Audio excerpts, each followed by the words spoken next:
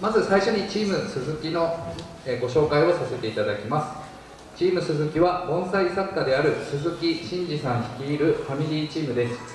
息の合ったパフォーマンスをご覧いただきたいと思います。それではチーム鈴木の皆様お願いいたします。大きな拍手でお迎えください。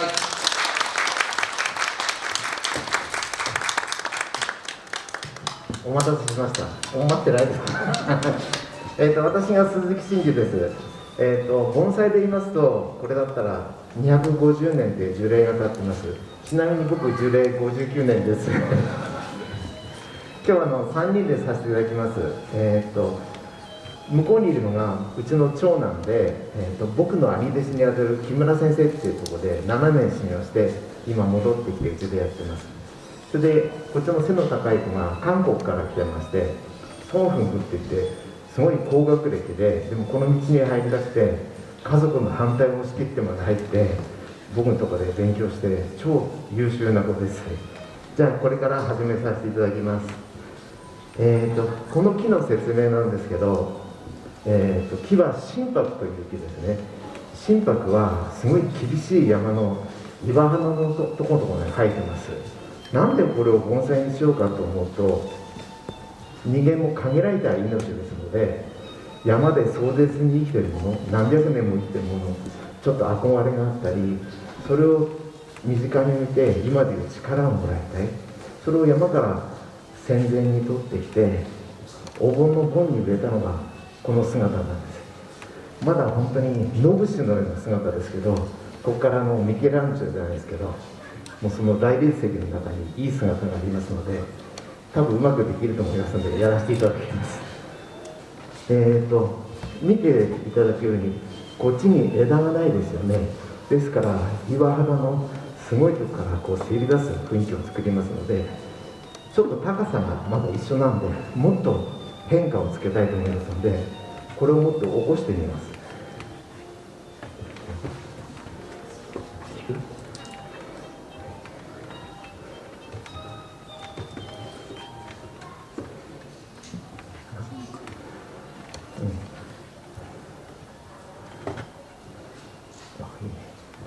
じゃあこれで固定しますね。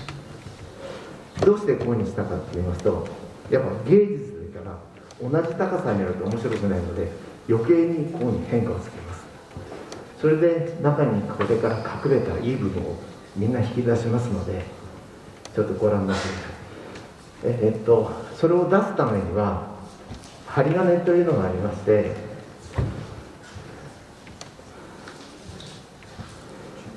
一瞬かわいそうですけど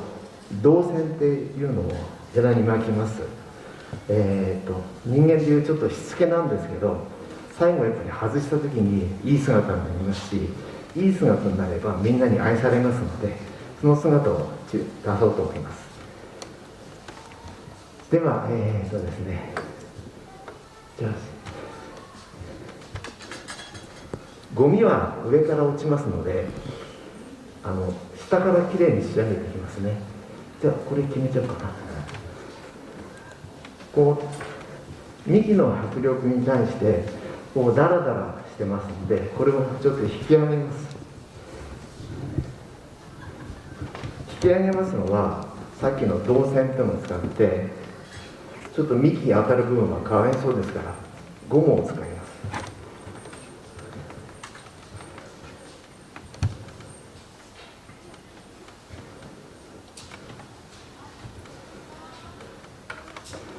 それで軸になるいいところを引き上げますね。ちょうどここが硬いですので、いい？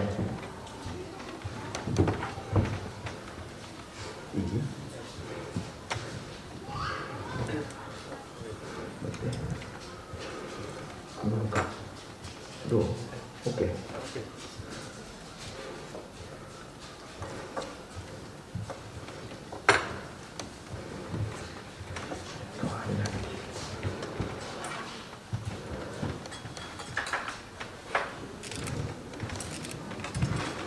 これで引き上げます。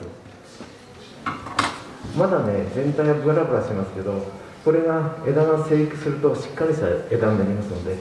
じゃあまず絵で言いますと全体図をまず描きますので、じゃあこれ次の枝、こういこうか。この枝も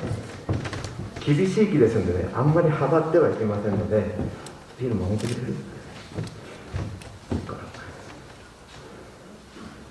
あらかじめちょっと枝には太い針金かけてあります。これが下枝。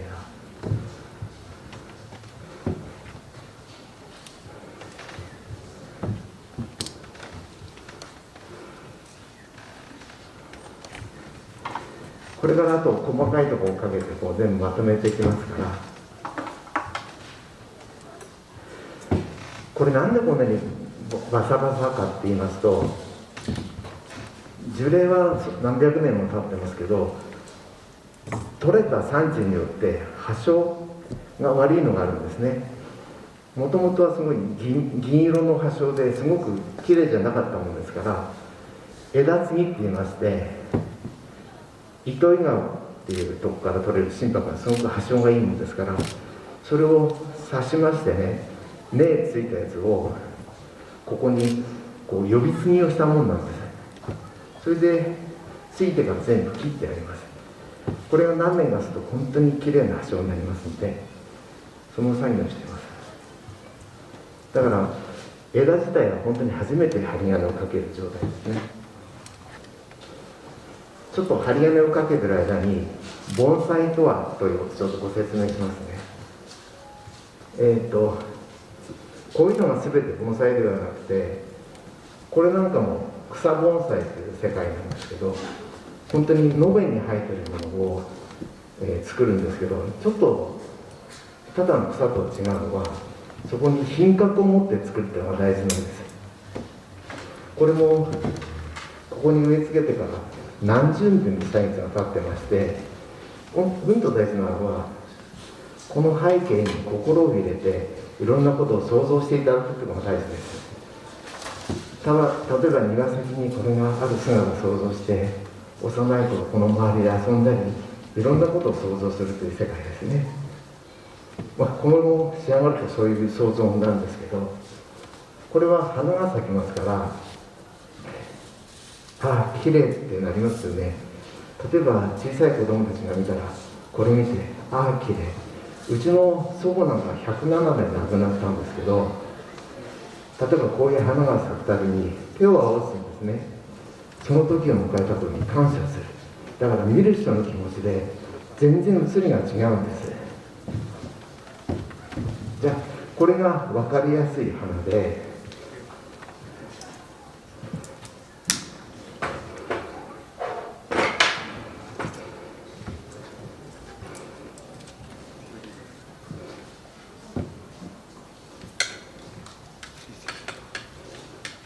これが水石という世界になるんですけど、もともとは京都の鴨川にあって、それを淡石って言いましてね、ただ拾い上げたものなんですよ。それで見ていただくと全部拾ったままだからウブなんですけど、ただの石ころとも見えますけど、例えば戦国武将伊達政宗なんかは石を盛んに愛したんです。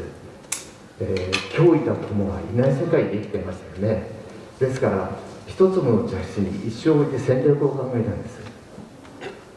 ただの石と見えるし、結局動き変化がないもんだから、自分との対話の世界、そこに神を見るという世界ですね。だからさっきの花はわあ綺麗、これはここに人生もう厳しく生きていればいくといろんなものが見えるという世界です。ここの間にあるのが盆栽ですので、またこれとこれのコラボっていうのは後でやりますのでご覧になってください。針金のかけ方なんですけど、まず最初に起点になるところ決めて、そこに最初できるだけ触らないようにするんですね。それでこう固めたら、ただ下げる上げる下げる上げるその時に無理しないようにこうなります。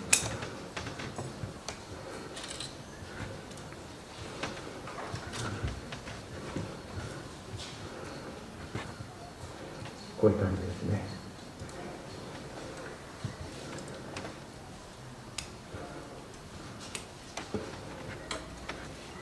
本当なんか針金かけてちょっとかわいそうなやつですけど、日の当たらないところに日を当てるために広げてあげる。それでこう引っ込みをつけたりっていう、その作業ですね。この子たちは一日何本もかけてますんで、もうこの枝の太さにはこれってすぐ分かるんですね。あと目数もこれだけあればきれいに仕上がるっていうのができますので、私たちの修行は春のことは春1回しかできないんです。それなんで春1年経験して2年3年すると大体基本が学べます。それからだんだん応用編になっていくんですね。それであとはこう芸術のセンスとかですから、その子によっていろいろ違うんですけど、この韓国から来たソン・フン君は最初頭いいから何でも覚えちゃうんですけど、なんかちょっと変だったんですよ。でも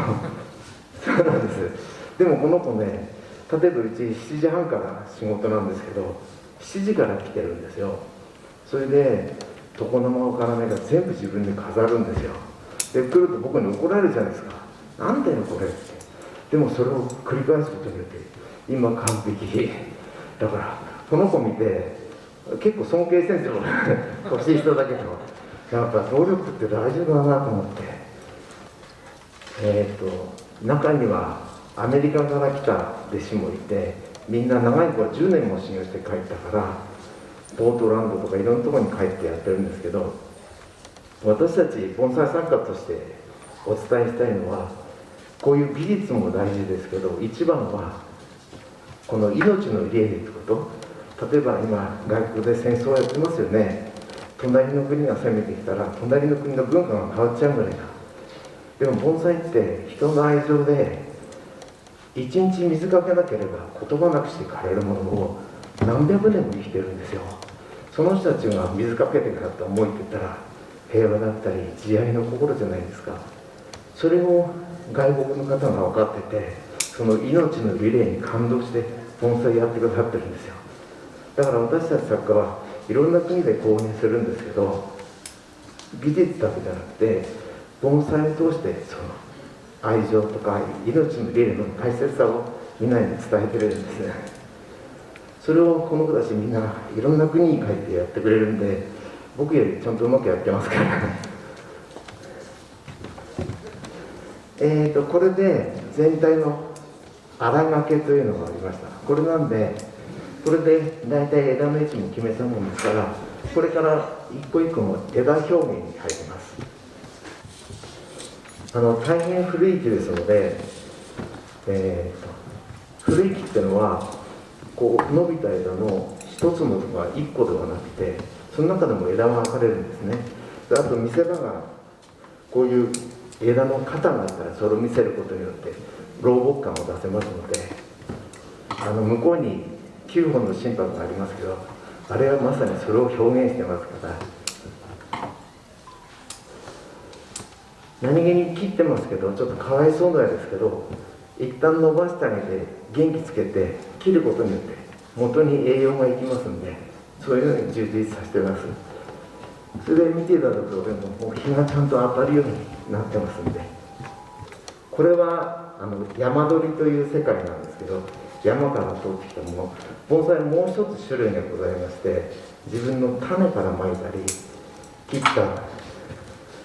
このような枝を土に刺して根を咲かせる、そういう2つの種類がございまして、これが大事なんですけど、種まくことは簡単ですけど、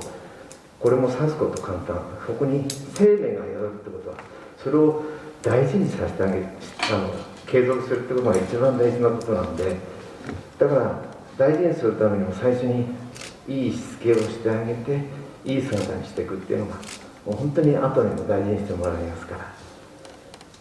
あと向こうに歴代の総理大臣が持ってたような盆栽もございますから、例えば向こうに大隈重信公の盆栽があるんですけど、江戸の末期に生まれて激動の明治時代を生き抜いて、中には8に10段のあたる盆栽もあるんですよ。その新信さん会ったことないんだけどその人たちが生き抜いたのを全部盆栽見てきましたんで、後であっちでそんなつもりで見ていただくといいですね。僕もコロナで世界がこんなに疫病で苦しんだりして、そういうことを経験すると盆栽見て、ここ100年でも4回も日本で戦争があって、その間生き抜いてきたこの盆栽たち見ると勇気もらったり、本当になんかいろんなことを語りかけてくださってて、最近余計に盆栽に感動してます。このようにあって、心拍っていうのはこうに切るとみんな先が赤くなりますから、ハサミをみんな斜めに入れるんです。それでこうに切ってあげて、頭頂枝もこうに切るんですね。それで下にある葉っぱはどうせ枯れますんで、みんな切ってあげるんです、太いの。それで手でちっちゃいのを取ってあげて、このように揃えていきますね。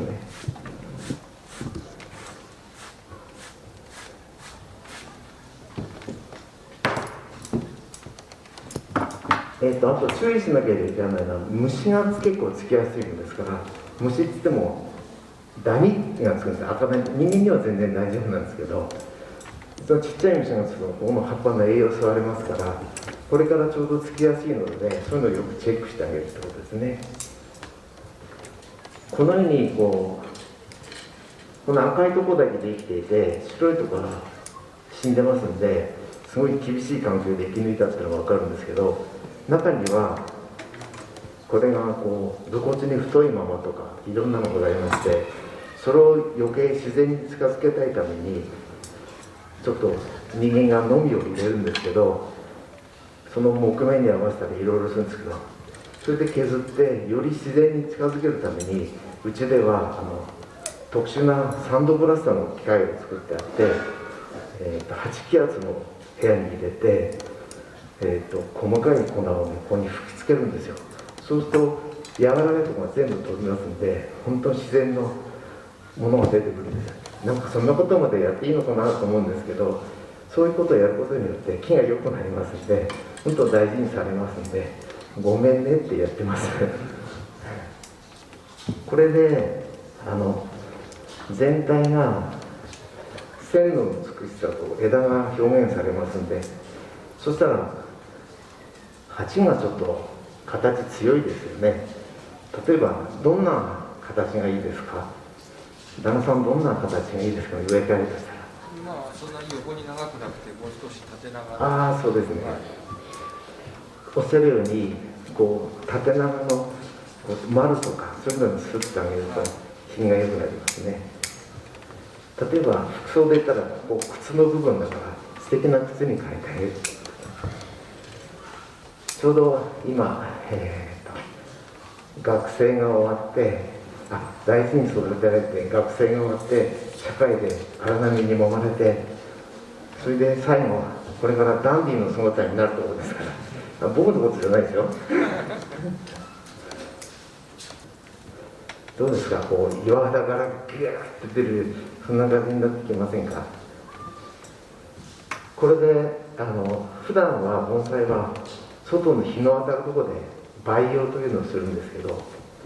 一番大事なのは床の間という世界がありますよね。どうして床の間っていうのが日本でできたかっていうと、昔はちょっと偉いからしたら一段高いところに真似して、それが明治期になったら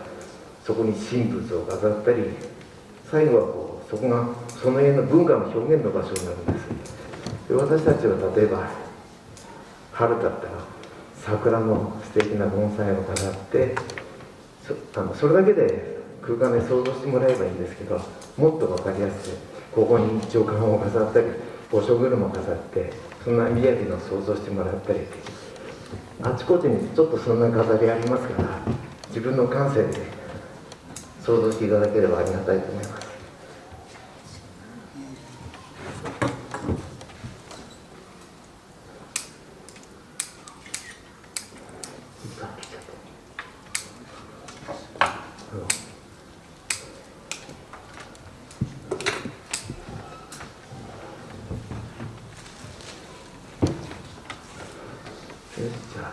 片付けしてみようか。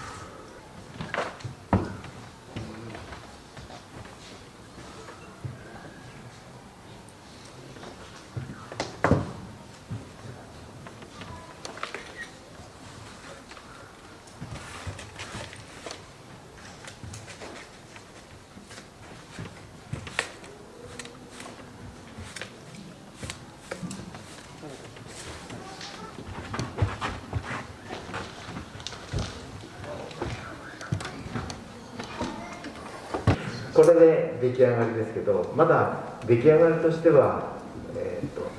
30% までです。あとは時間っていうのが大事ですので、その時間っていうのは枝の充実、枝の品の仕上げっていうんですね。さっき旦那さんがおっしゃってたように、ここで鉢を変えてあげることによってより一層この径が広がりますので、ただこれだけだと面白くないので、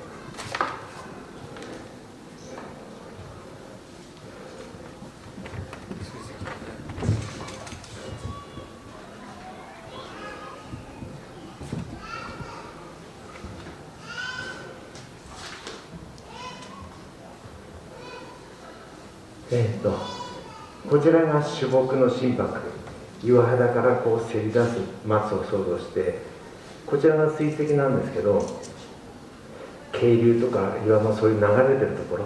これで想像していただくという世界ですね。あと心でその空間に